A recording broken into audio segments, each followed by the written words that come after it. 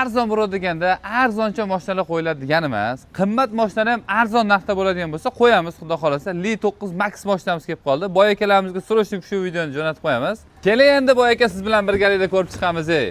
Qarang, kafening salon 45500 km masofani bosib o'tgan Li 9 Max mashinamiz. Mashinamiz holati haqiqatan ideal, tayyor olarkansiz me'yoradigan joy ekan. Boy akam uni bahaybatligini qarang. Shuncha pullar topasiz, qatga olib ketasiz shuncha pulni. Hozir minadigan vaqt keldi. Narxi ham vobshe tushib ketgan Li 9 ni. Kraskasi toza.